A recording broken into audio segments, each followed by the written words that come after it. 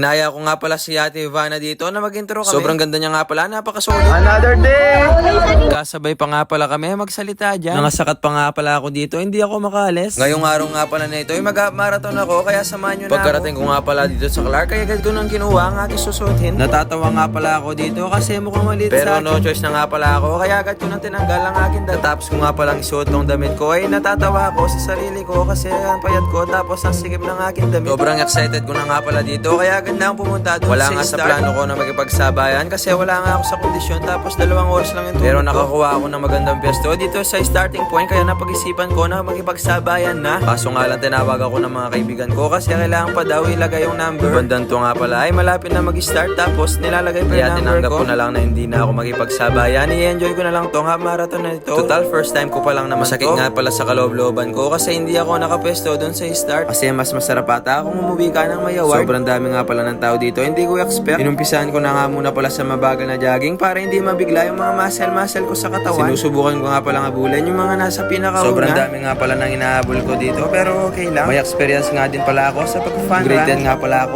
4th place ako dun sa school namin. Sobrang sakit pa nga ng loob ko doon kasi wala akong nakuha ang pera. Tapos nung grade 12 naman ay bumawi ako. Nakakuha nga pala ako noon 3rd place. Kahit maliit na bagay nga lang pala yun, ay sobrang saya ko kasi pinaghirapan ko yun. Ang dami pa nga noon ng mga batang nagbanggaan, tapos nangatomba-tomba sila. Tapos habang tumatakbo nga pala ako, nandito na ako sa Hans. May nakita nga pala akong tumatakbo pabalik, kaya napanginaan ako ng loob. Sabi ko sa isip ko, sobrang dami naman ang kailangan kong habulin. Stopover nga muna pala ako dito sa water station. Nalungkot nga pala ako, akala ko walang pukaros. Sobrang favorite ko nga pala kasi yun. Saka para sa akin, effective talaga yun, nakaka-hydrate yun. Pagkarating ko nga pala dito sa Kalate, ay nagbibigay sila ng mga tali. Patunay nga pala na ito na hindi ka nandaya. Tapos may nakita ako dito na station na nagbibigay ng libreng manok. Sabi pa nga ni mama, parang tortang manok daw yung kinakain ko. Sobrang nasarapan nga pala ako sa kinain ko, kaya gusto ko manguwi ng manok para mapandala ko kina mama. Kaso nakakaya, baka mabawal. May nakita nga pala akong manok na buo dito, kaya nagpaalam ako kung pwede. Tinanong ko kung pwede bang kumuha. Sabi ni sir, pwede daw. Kaya sobrang saya ko. Yan yung gustong gusto ko kumain. Good trip na naman si Terdy. Habang tumatakbo nga pala ako, ay tinitira ko na yung manok. Sayang naman kasi kung hindi ko siya ubusin. May inaabol pa nga pala kasi ako na oras. Tapos nag-stopover nga muna pala ako dito sa Pucares Sweat Station. Nakita pa nga dito yung kababata ko na si Harold. Napakasipag naman niya, no? Tinanong ko nga pala sa kanya kung pwede ba ako manguwi ng 1 litro. Kaso nga lang hindi daw pwede, mapapagalitan sila. Pero okay lang, uminom na lang ako ng 2 baso. Dali-dali na nga pala ako tumakbo pabalik kasi baka nandun na si Ate Ivana. Para syempre makakuha tayo ng magandang pestuhan. Ang dami kasi ng mga tao. Hello sa mga nagdodrum dyan, sobrang galing yun. Napapaganda nyo yung mood ng mga tao. Tapos pinapatanggal na nga pala nila yung mga number. Nabitan pa nga kami ng medal dyan na sobrang bigat. Ngayon pa lang ako nakasuot ng medal na ganyang kabigat. Talagang ramdam mo talaga yung pagkapanalo. Uminom na nga muna ulit pala ako ng Pocari dito para sulit. Tapos sinahanap ko yung mga kaibigan ko. Wala sila, wala akong pang-contact sa kanila. Sobrang hirap nilang hanapin kasi sobrang daming tao. Bibigay nga pala sila ng free meal, pero mamaya ko pa kukunin. Masuunahan ko yung pagpunta kay Ate Ivana. Siyempre, pumesto na nga pala ako agad sa harap ng stage para makita ko siya. Sayang naman yung pinunta ko kung doon ako sa likod. Tapos tinry ko nga palang mag-vibe dito kasi hindi ko talaga kaya yung zumba-zumba. Pang malambot yun, ayan, tigas-tigas ko. Paano ko gagawin? Lumabas na nga pala si Ate Ivana dito. Talagang napakaganda niya pala sa personal. Akala ko kasi sa camera lang siya maganda. Pero kapag nakita mo pala siya sa personal, talagang mabibigani ka sa kagandahan niya. Yung pinaka nagustuhan ko sa kanya, yung mata niya. Sobrang nga mo kasi neto, napakaganda. Mula nung lockdown nga pala, ay lagi namin pinapanood si Ate Ivana sa TV ni Mama. Kaya kapag nagkaroon kami ng picture na magkasama ni Ate, ay tiyak magugustuhan ni Mama. May inihanda nga pala akong nagkanik from CL Charms kay Ate Ivana para naman meron siyang remembrance. Pinanggawa ko nga pala siya ng color white na hanik kasi yun ang favorite color niya. Ilagyan ko na rin ang pangalan niya para personalize talaga medyo siya. Medyo kinakabahan na nga pala ako dito kasi parang hindi niya ako napapansin. Kahit lalaki nga pala ako dyan, ay ginawa ko na ang loob ko.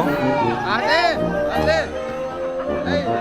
Siyempre hindi ko naman nahayaan na hindi ako mapansin, kaya tumakbo na ako papunta dun sa sasakyan. Mindset ko nga pala dito ay bahala na si Batman, basta mabigay ko tong binibigay ko. Tsaka gusto ko rin na mapirmahan yung damit ko para memorable. Sa buong buhay ko nga pala, ngayon ko palang ginawa to. Napakakapal talaga ng mukha ko. Hindi nga pala ako napapansin dyan, kaya nagpa-cute na lang ako. At ayan, nagcutean na nga siya, hindi na niya na-TS. Binuksan niya na. Sobrang saya ko nga pala talaga dito kasi napansin habang pinipirmahan niya nga pala yung damit ko dyan, ay tinanong niya kung ilang kilometers yung tinakbo ko. Sabi ko nga pala sa kanya ay 5 kilometro lang po. Sobrang napakaganda talaga ng mata niya. Tapos ang liit-liit na mukha niya para siyang manika. Na-corner na nga pala ako dito, hindi ako makaalis. Kaya yan, sinulit ko lang yung experience. Minsan lang naman mangyayari sa buhay ko ito, hindi na maulit. Kaya maraming salamat po sa'yo. Tapos mga kayate, agad na akong pumunta kay 5 star. Napakagod nga pala niya. Hi sa'yo. Food trip na nga muna pala kami dito kasama yung mga kaibigan ko. Sabi nga pala nila, ipipicturean muna nila kaso gutom na talaga. Kaya bahala na sila, kinain ko na yung saging. Ayan, sobrang tawa nila sa akin, sobrang gutom ko daw. Kapag gutom talaga ako, hindi nyo na ako mapipigilan. Sarapan nga pala ako sa manok nila. Pero iba-iba tayo ng panlasa. Basta ako ako, nagustuhan ko yung manok. Meron pa nga mga free chicken nuggets, kaya sinuli na namin. Tapos sinabayan ko na rin dito ng masarap na ice cream. Tapos naglibo-libo na muna pala ako dito bago kami umalis. Tapos nagpicture-picture na rin kami. Dito na nga lang pala yung video na to, guys. Maraming salamat sa inyo. Bye, guys.